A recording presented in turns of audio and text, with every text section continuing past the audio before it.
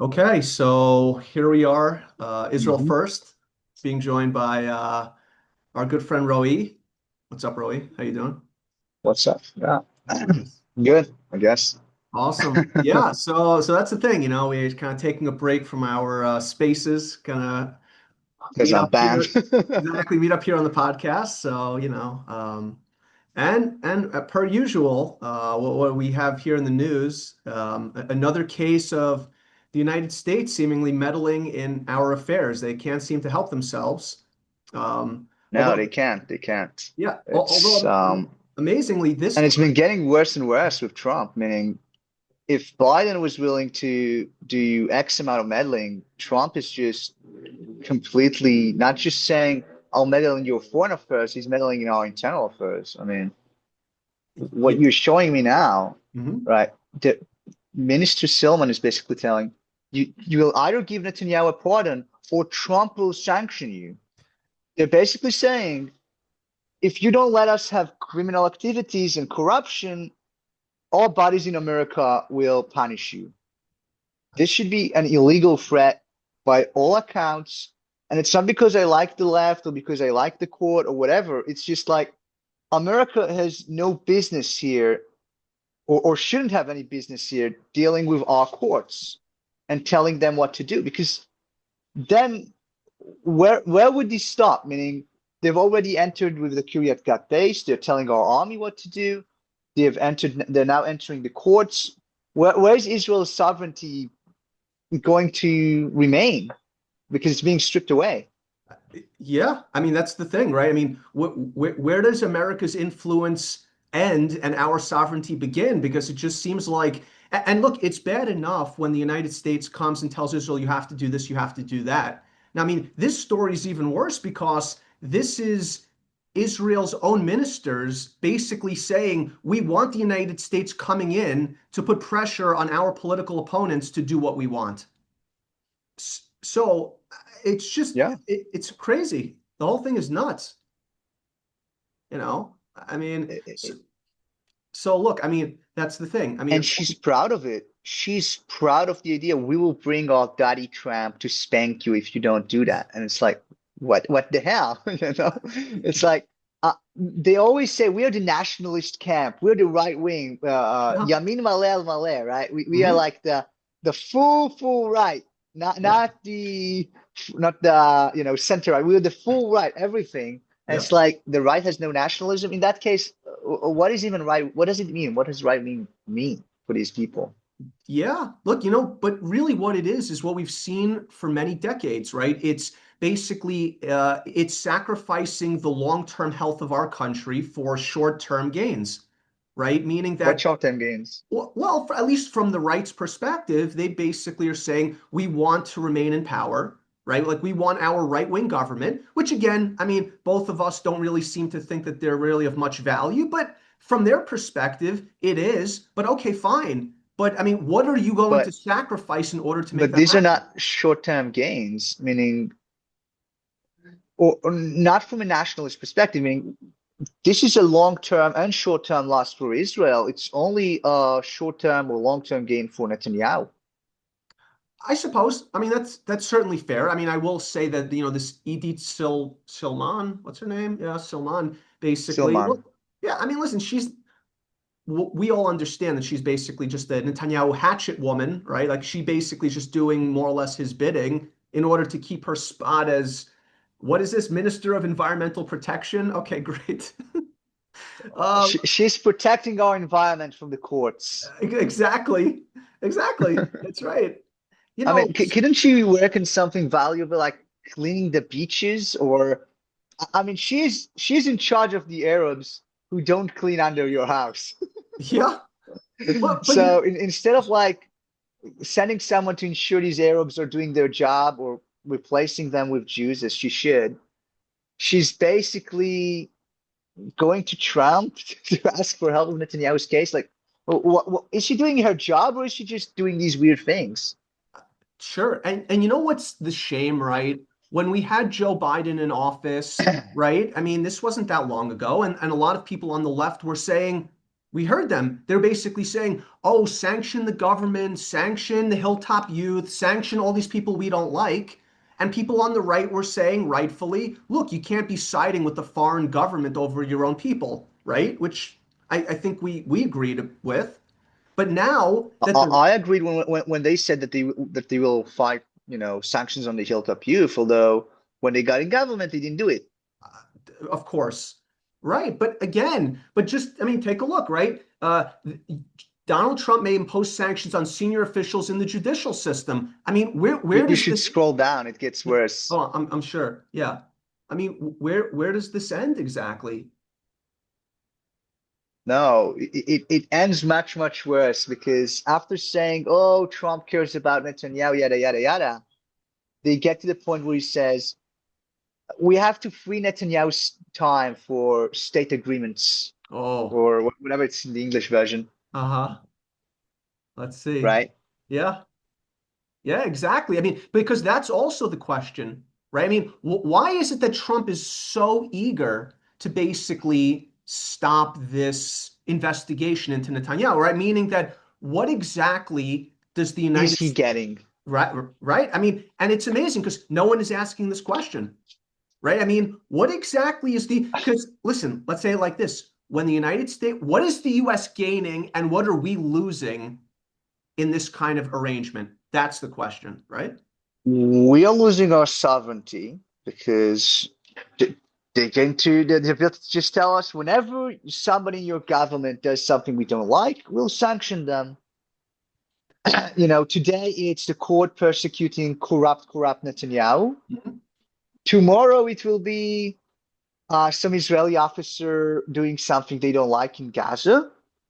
And then the next day it will be about the hilltop youth because that was the original stuff. And then it will go to Israeli citizens. Your company is beating our company in the free market. We Yeah, don't like the free market. We are going to punish you and punish your company because you're successful. And it will continue to get worse because why wouldn't it get worse? Right? yeah. Look, I There, mean, there is no pushback. no, there's none. And you know what? Look, exactly what you said is right here, right? President Trump is saying that he should be freed up for diplomatic agreements. I mean that's the money line, right? I mean, Diplomatic agreements with who? With Saudi Arabia? With the uh, Abraham Accords? And it's like these people are just selling themselves over. Oh, the UAE, they're so cute. They're not terrorists like Hamas. And it's like sure. these guys are funding genocide in Nigeria and another genocide in Sudan. And they funded genocide in Ethiopia. What are you talking about? They're not cute.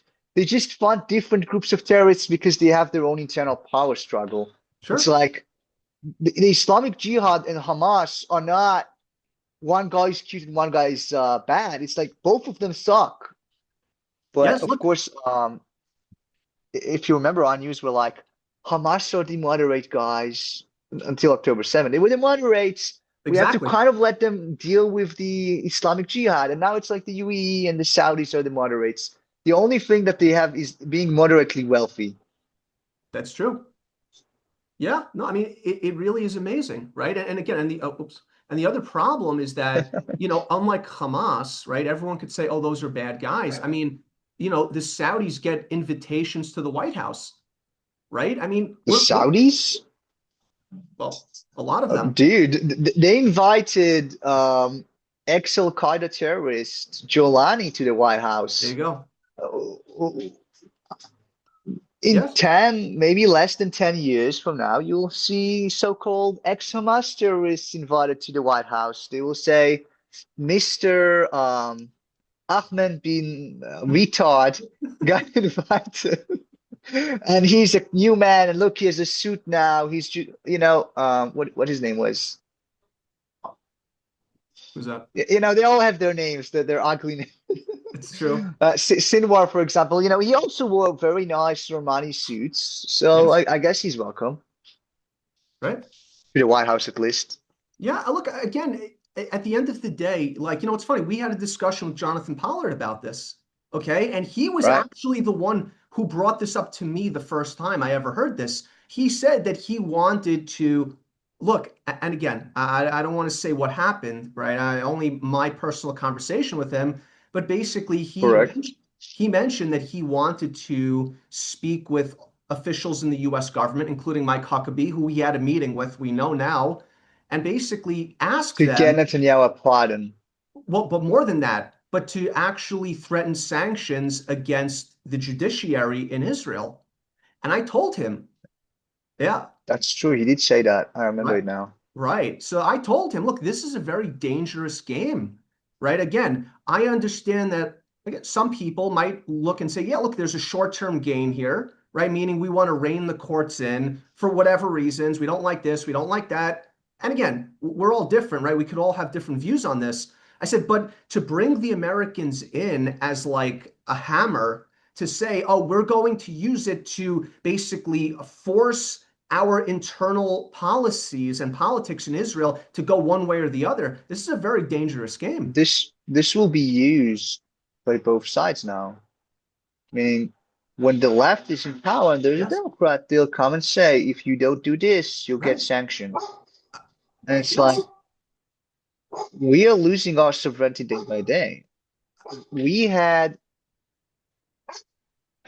fucking dog, but we had we had military sovereignty. Now we don't. We've allowed them to be in our military bases. We've Mhm. had economic sovereignty. We are losing that.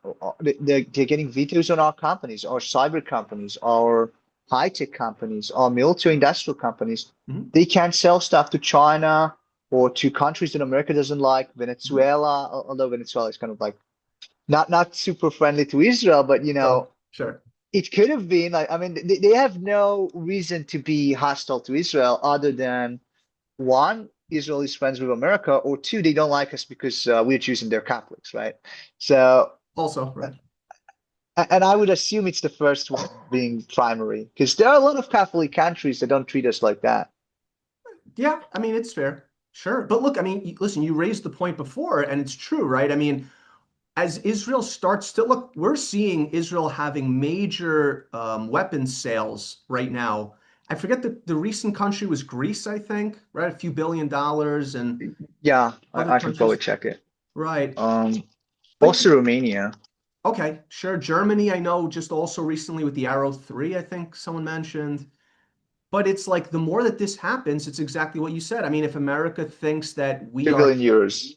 well, right, I'm saying if America starts to feel that we're really threatening their arms sales, who knows, right? I mean, they might come in and say, listen, guys, you know what? You have to stop selling this, stop selling that. You They have can't do done this. that before. They've done that before. I can probably send you an article. Israel cancels deal, F-16 deal with Croatia, right? Sure, So this was in 2019. I'll send you the article sure. and you can share it if you want. Hmm, And basically, I have connections in Croatia. And so I speak to people there. And they wanted us to upgrade the F-16 fleet with Israeli technology. And then America basically told us Croatia is a military is a security threat to America. So we have a right to veto you. The Great Croatian Army, which is a part of NATO and a part of the EU, is Right. going to be a security threat to America.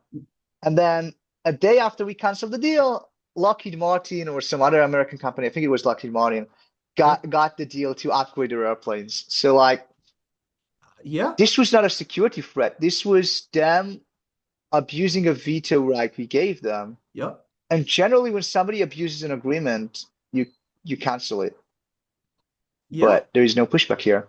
There's Look, none. 100%. I mean, look, so all of these things, it's like, people, it's really funny. Okay. I had a discussion with someone earlier today, although this is a common kind of back and forth, right? Where it's like, listen, America is constantly standing over our shoulder. Look, what do we see in the news now? Hezbollah is rearming up north, right? They're getting money from Turkey and Iran and all these countries, right? And the question is, why didn't we finish off Hezbollah when we had a chance, right? I mean, we all remember the Beeper operation. They were completely, I mean, not destroyed, obviously, but It was no, they were totally destroyed. Over two-thirds of their people fled to Iraq, Syria, and Iran. Sure. Like if I remember, there were talks about anywhere from 500,000 to a million Shiites from Lebanon having fled the country. Now, if you just look at the amount of Shiites in Shia people in Lebanon, right, on Google, it will tell you that there are, let's see, there are 30% of that country uh, population, 1.1 million. Okay. So Sure. anywhere from half to 10 out of 11 of them fled the country. Their villages, their towns, everything was empty. Right. Everything was empty. Right. And then Macron comes and says Israel has to stop. And Israel kind of like respectfully tells him, we don't care about you because you're French. Right. And then he goes to Biden, and Israel is like, fuck, Master Biden, we can't do this. We will deal with Lebanon. And then comes Trump, and the deal continues. And he made it worse because Sure. I would actually not be surprised if it wasn't Biden who pushed us to make the deal with Lebanon, but rather Trump behind the scenes.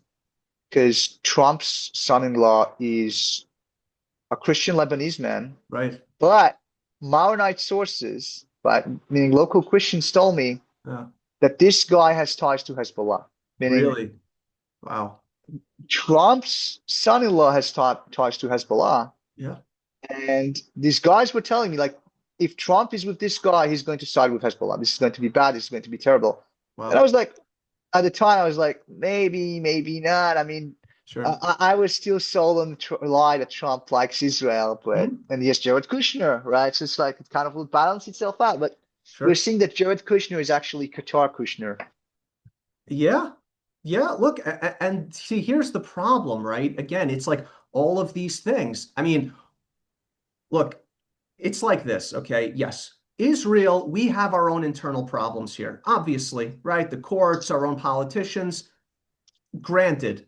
But at the root of every single problem, it seems like the United States is constantly there saying, you can't do this, you can't do that. I mean, it's so, again, it's so bad that one side is now using America, a threat from American sanctions, to basically get what they want. Like, people need to start understanding the danger of, look, where we are right now in terms of sovereignty, like no sovereignty and full sovereignty. I don't know exactly. We're somewhere in the middle.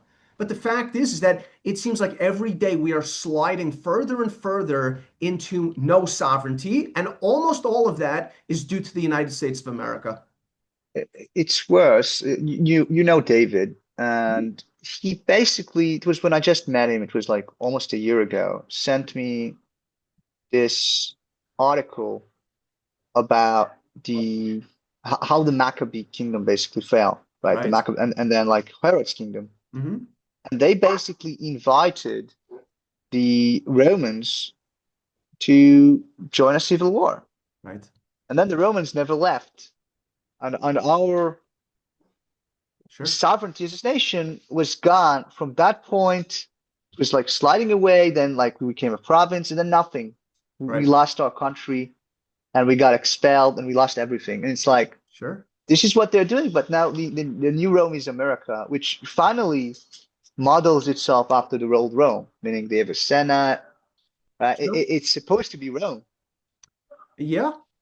Yeah, look, and again, it's like, so I speak with people. Oh, I think we lost your video, but um, in general, I speak with people and it's like, well, Israel, we need to do this and we need to do that. We need to start annexing, we need to start like defeating our enemies. And it's like, yes, but again, when the United States stands there and says, you can't do this, you can't do that. I mean, look, we all remember when the annexation vote, which I think was about 2 months ago, right? Something like that. And Yeah. and ultimately, it was like, oh, we have to stop it now. We can't go forward with the annexation vote because J.D. Vance is insulted, right? And this one doesn't like it, and that one By doesn't. what right is he even insulted? Meaning, how is Jewish sovereignty in Israel insulting to JD Vance? But why is it insulting for JD Vance? Do you feel insulted by American sovereignty in New York? Do you feel insulted by American sovereignty in New Mexico? I mean, maybe if I was Mexican, I would be insulted. I mean, Right. it used to be a part of their country. But like, Sure. is JD Vance an Arab? Is he Palestinian? Why is he feeling insulted about over that? Yeah, look, it's a great question, right? Like to me, you see, somehow, like no one's asking these kinds of questions, right? I mean, why is the United States funding the Palestinian Authority, for instance, right? Like, listen, there was just an article also that came out. The Saudi Arabia is going to send another 90 million, I think $90 million to the Palestinian Authority. And America is, look, $90 billion. no, million. I'm sorry. Oh, Million. okay. Okay, listen, still, right? Because here's the funny thing, right? It's like everyone agrees that if there's no Palestinian Authority and there's no Palestinian labor in Israel, that's it. The Palestinians have no future, and pretty much they'll all decide to leave. Basically, right? And yet the United States is dead set, absolutely dead set that this cannot happen. That the Palestinians must remain in the West Bank and Dude, they Israel. have a fetish for Palestinians, not just in Israel. They, I mean, they support a Palestinian guy who is a drug warlord in Honduras.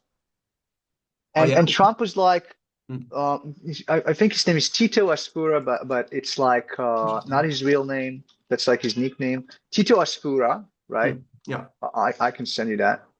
And his real name is Nasri Juan Aspura Zabla, or Great. some Arab shit like that. And it's like,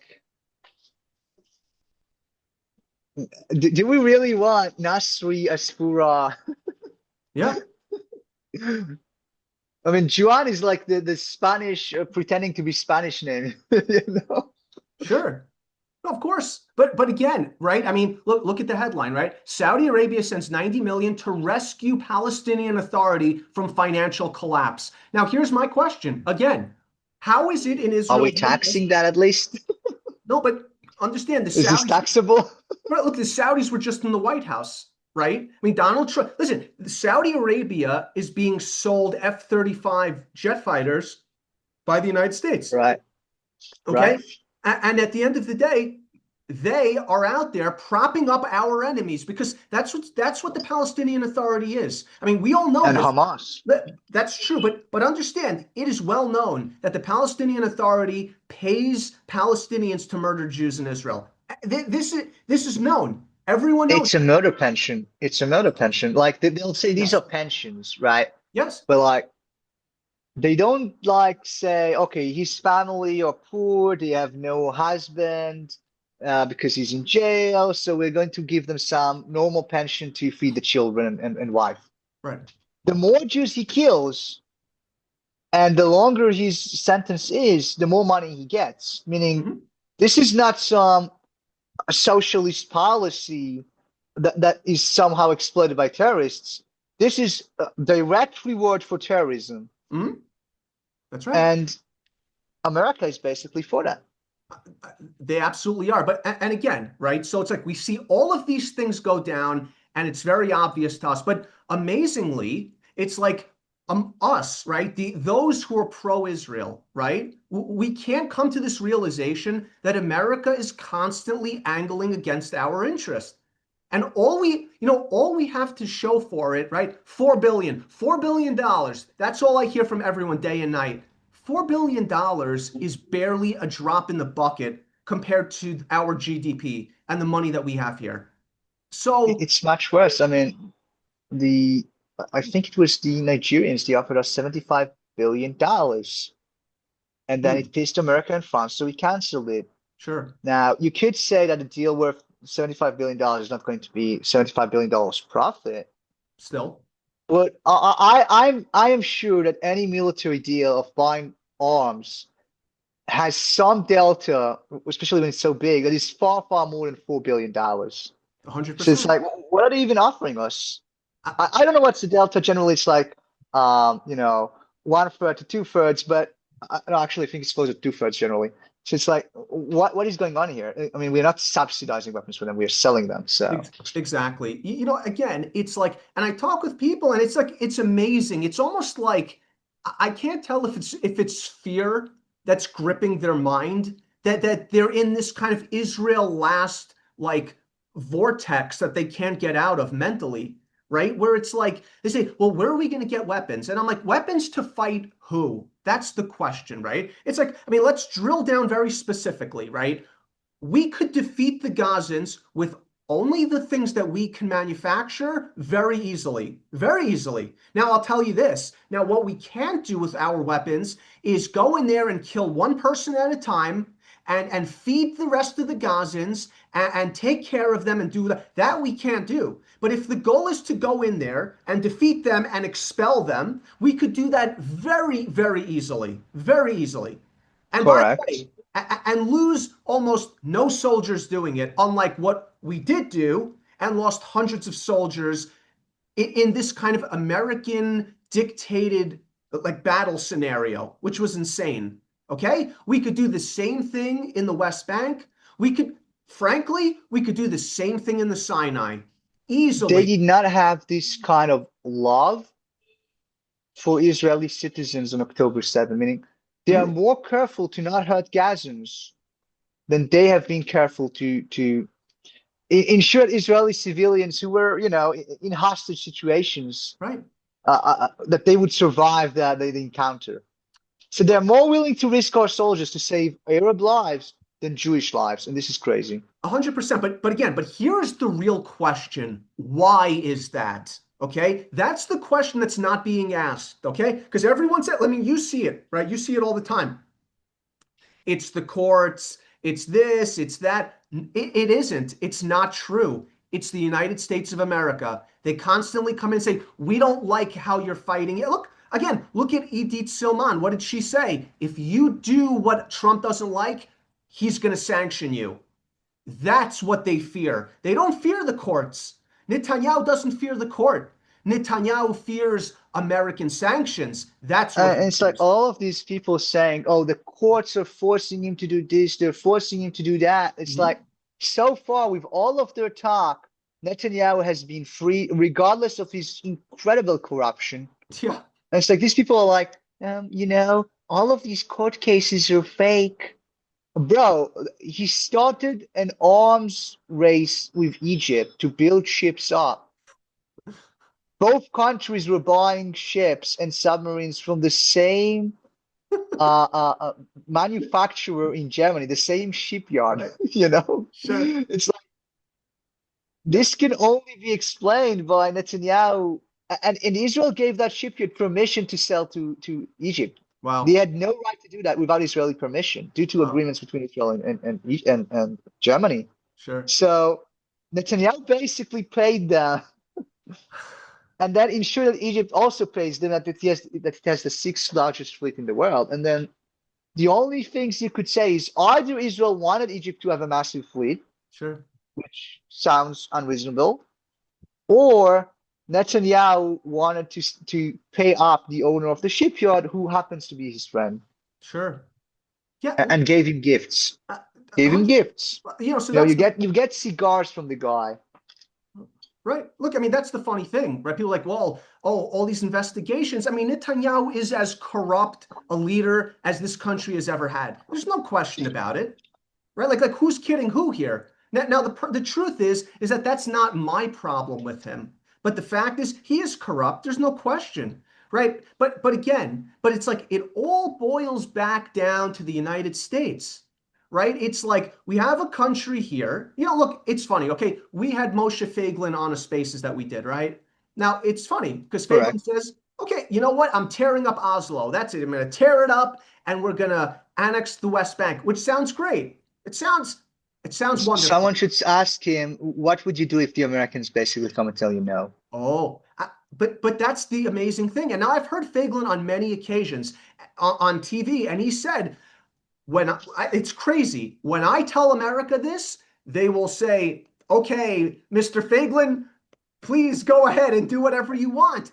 I'm They saying, haven't said okay to Smotrich when he wanted to annex Judea and Samaria. yeah, And I would assume that he wanted to do it, right? I assume. Maybe he didn't.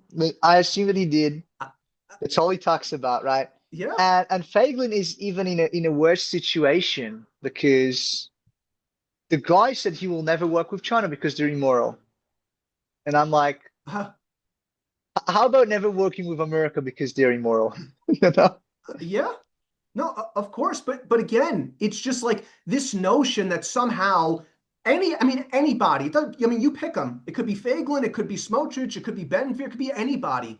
The bottom line is that America is sitting there and listen. Look? How many times do we have to watch this? Donald Trump says, "I will not let Israel annex the West Bank."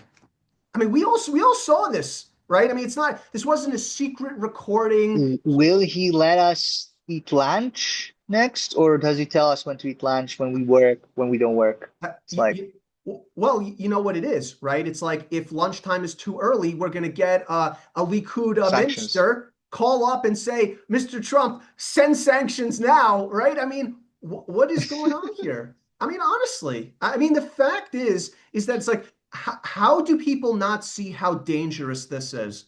How, and look, and you know what? You just referenced it, okay? But it's such a good point. What do people always tell us when it comes to China? You can't trust China. They're going to come in there and try to swallow up your country, basically, right? And it's like, what do we have with America right now? That's what they're doing now. It's like they're saying they'll eat your economy. America is doing that. They'll take your sovereignty. America is doing that. They'll arm your enemies. America is doing that. It's like, what are they talking about? And it's a very interesting thing because I've been studying psychology lately, and something I learned is that if you can't explain an idea, then it isn't your idea. You're just repeating something you've heard. And basically, True. what we're seeing is a lot of these Israelis or Jews from abroad, they're repeating this idea China bad. And it's like, why is China bad? Well, 40 years ago, they stole telecom technology. Bro, 40 years ago, I don't live 40 years ago, I live now. Whoever stole that stuff, if it was stolen for real, 40 years ago is dead or in a nursery home. We're not playing that game. No, look, We live in today. sure. But again, right? It's like all of these stories, right? IDF reveals new AI brigade that will turn one tank into 100. Again, now the truth is, look, the details are a little bit thin, right? I mean, we don't know exactly what this is, but here's the point, right? I assume I know what it is from Chinese counterparts, meaning China started integrated tanks into artillery units and drones so that they can all use each other's targeting systems Nice. for enhancing themselves. Now, I'm not sure if it's going to turn one tank into 100. That's probably an exaggeration. But maybe Israel has something more advanced or features that I'm not aware of, and Right. China already unveiled, right? Right. I mean, look, at the end of the day, I mean, it's a lot of things, and we've mentioned this before, right? I mean, the fact that Israel is engaged in so many different conflicts and different, like, they're different kinds too, right? Some are very close by, like Gaza, some are far, like Iran, right? Like, we're dealing with a lot of battlefield scenarios that other countries don't. So the fact is that Israel has some of the most versatile armies in the world. right. I'm saying so. The bottom line is that I do expect that really Israel will have features and capabilities other countries simply cannot come up with or haven't certainly come up with. And here's the question: Because they didn't have the need.